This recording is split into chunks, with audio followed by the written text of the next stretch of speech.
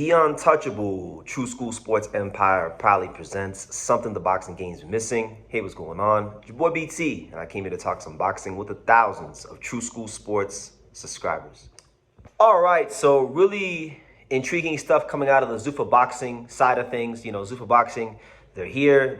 To me, everything that Zuffa Boxing does, whether you love it or hate it, in my opinion, is one of the most intriguing things in boxing, because I'm really intrigued to see how the Zuffa Boxing thing is going to play out long term, because in the beginning, we heard a lot of things about Zuffa Boxing they only wanted to have 8 weight classes. They wanted to adhere to and only schedule fights in boxing's original 8 weight classes. And if you guys don't know the original 8 weight classes, those weight classes are as follows: flyweight, bantamweight, featherweight, lightweight, welterweight, middleweight, light heavyweight, and heavyweight. No juniors and no super weight classes, right? So it's really intriguing because they started off saying that. They wind up signing Opetaia, who is literally like the lineal Cruiserweight champion. And then they have a fight on Zuffa Boxing in the inaugural Zuffa Boxing title fight between Opetaia and Brandon Glenn.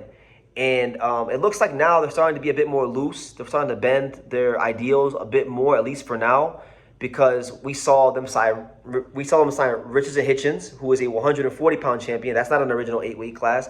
And the Edgar Berlanga is a 168-pound fighter, so middleweight.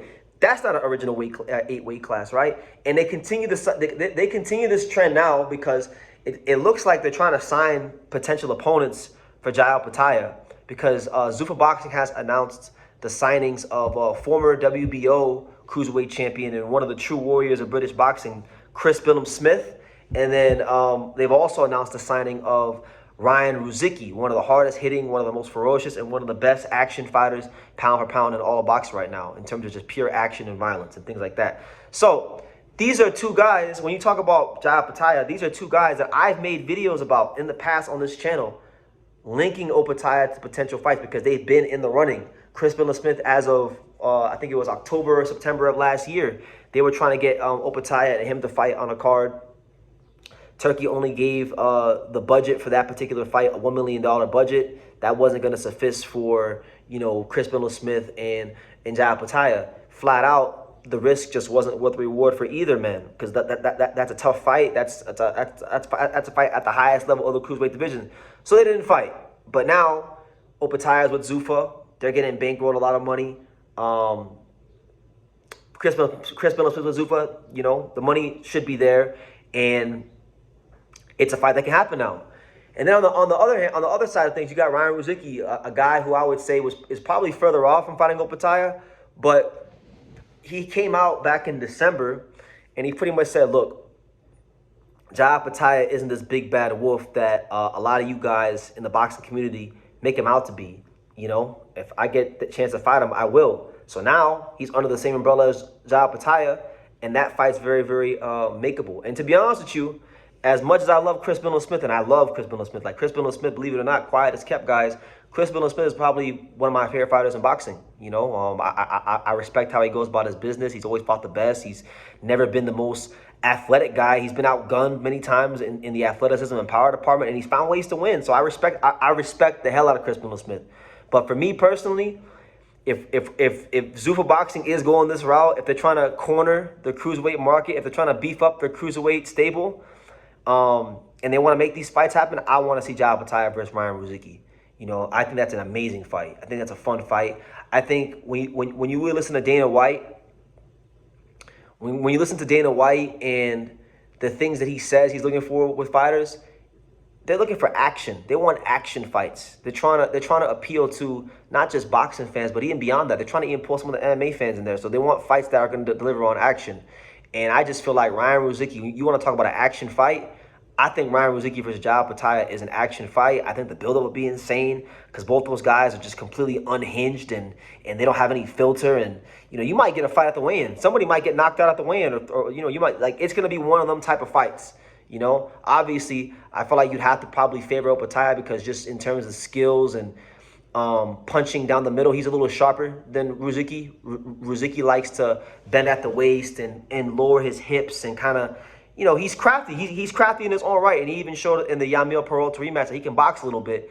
But ultimately, Brian Rozicki, he fights like a savage. And when you fight like a savage, sometimes you put yourself in the way to get counterpunched and be open down the middle. And so I think that's where Opetaia would probably have an advantage. But again, Rozicki's got great stamina. He's not afraid to throw. He's not afraid to exchange. And, you know, if you have those things, you're always going to be in the fight, you know. So I like that fight. And then Chris Billam-Smith, I mean, Chris Billam-Smith's always been in action fights. So, you know, if he's able to fight, you know, Opetaia or do the Brandon Glant rematch or fight Rozicki himself, obviously I wouldn't be mad about that either. You know, Chris Billam-Smith's a former world champion. He deserves respect. So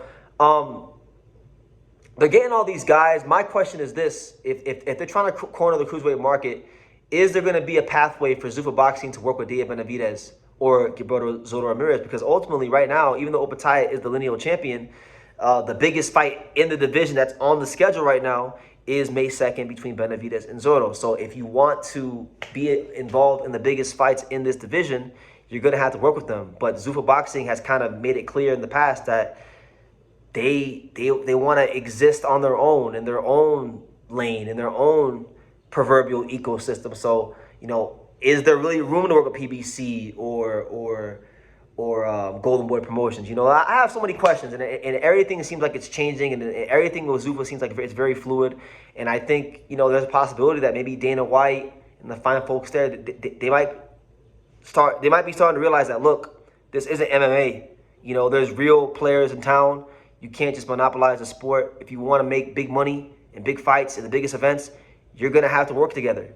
Because as the great Don King said, working together works. So that's the news, guys. Good for Rozicki, good for Chris Billam-Smith. You know, these guys can go, and God willing, to get compensated, because I keep hearing that everybody from Zuffa Boxing getting paid well, because, you know, I'm in the Vegas gyms and I'm talking to different fighters, and everyone's saying that Zuffa's paying well, great, and changing lives. So hopefully that's the case for them, because these guys have I feel, been underpaid in their careers, and they delivered a lot of really good action fights, and I think they'll continue to deliver more action fights. So that's the news, guys. What do you think about it? Zuffa Boxing now heavily invested in a division they said they didn't care about and wouldn't even promote. So, you know, very, very interesting times we're living in the sport of boxing. But I want to hear from you guys.